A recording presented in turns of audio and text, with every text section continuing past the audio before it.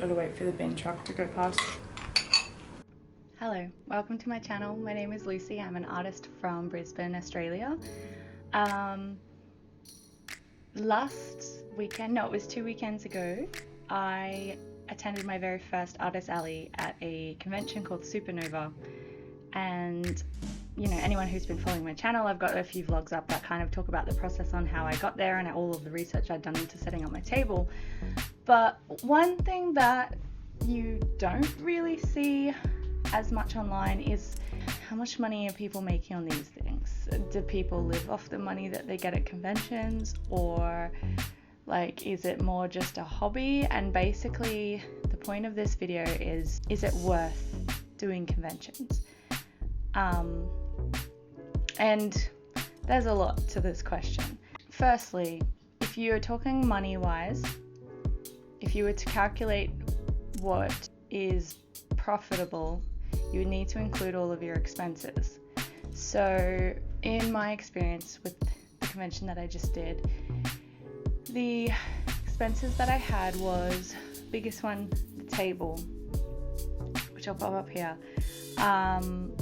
It was like close to $500, and that was early bird pricing, so it could have been more expensive if I'd have left it to the last minute. Stock is another big one, which is, in my case, it was the prints that I printed, and the metal prints. They were very, very expensive. They were probably the biggest factor in that.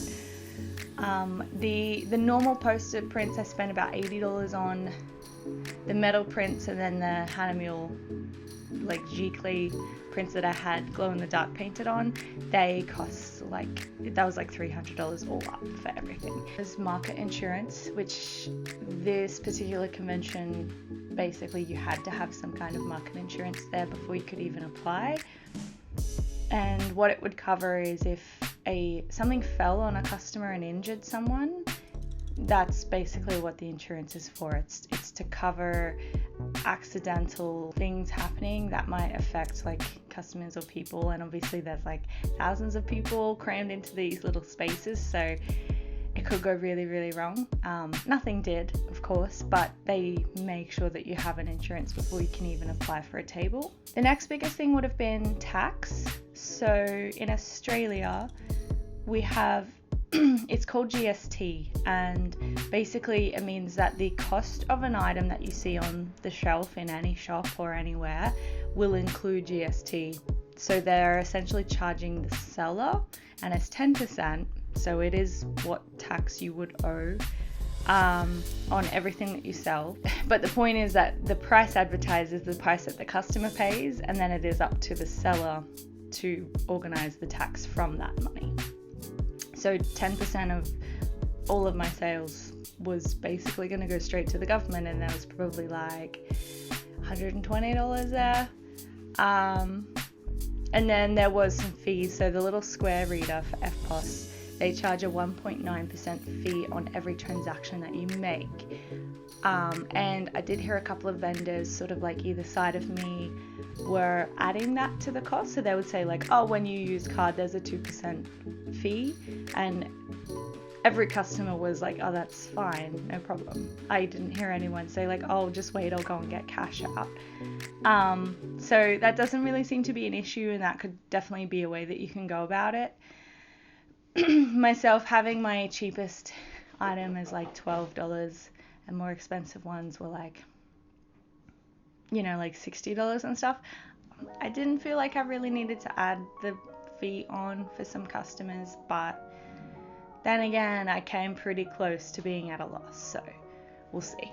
But they were all the major expenses, and that doesn't even include like the cost of setting up my table, so like the tablecloth and the grid cubes and all the little bits and pieces that I bought for that, because I consider those as an ongoing investment. So like if I do more tables at markets and conventions, that stuff will pay itself off over time.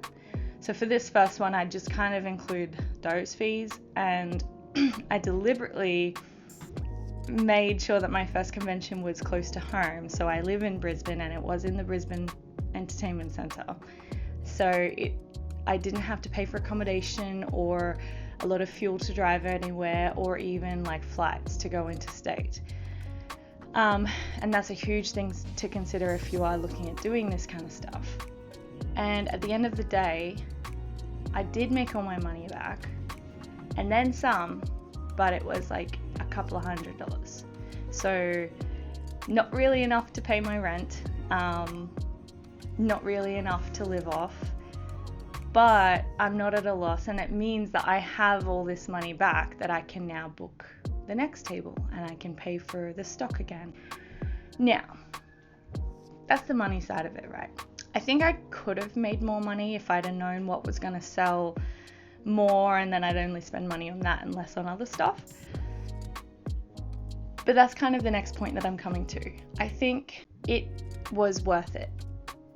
If not for money made, definitely for the experience, for the customer feedback, to basically meet my audience and hear from them. You know, some of them were like, oh, do you have this in a pin or this in a sticker? And it's like, no, I don't, but somebody wants that, so I could definitely look into creating that now. And with that knowledge, I now know what people liked of my artwork and what people kind of didn't even notice. And when I order again, or even just create more art, I know I have a direction now. I have somewhere to go. And that doesn't even go into the like being in amongst other artists and being able to talk to them and hear their experiences. You know, even just looking at like their table setup and everything, like I learned a lot just from that alone. And I think that's the point that I would like to make in this video. So is it worth doing an art market? Yes, 100% it is. But maybe consider that you may be at a loss financially, at least for your first one. But that's okay, because I think like any business, you will build it up. And as long as you can make some money back, and if you can make back enough that you paid for the table, that's a huge one. But I'm definitely not at the point where I'm gonna be like quitting my job and, you know, living as an artist full time. I think I'm a long way from that. I have other, like I do commissions as well. There are other ways to make money as an artist, but as far as Artist Alley goes, if you know what you're doing, you will make more money, but you're not going to know what you're doing until you do your first table, essentially. Yeah, so that was the point I wanted to make. I don't want to make this a huge long video. I have Artist Alley vlogs on my channel. If you wanted to check them out, they go for like 20 minutes. They're kind of good to just kind of have on in the background while you're doing other stuff. Sort of a cozy feel to them.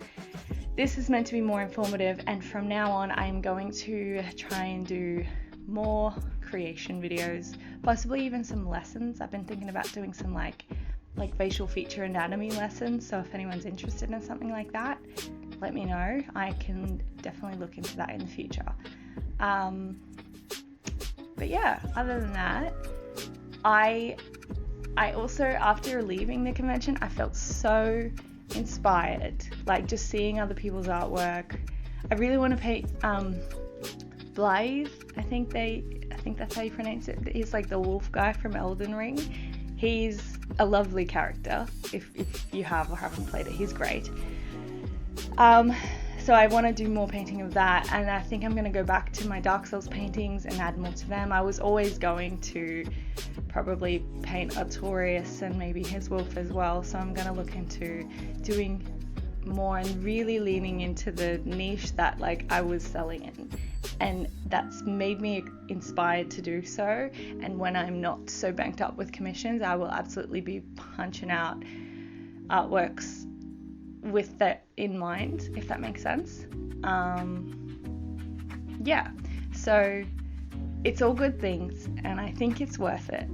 And you might not even sell much at all, and if you're worried about that, if you're very, very new to it and you don't even have many options to sell, well, one, I saw some people there that sort of had that, and they were only selling things for like $10, $5 or $10.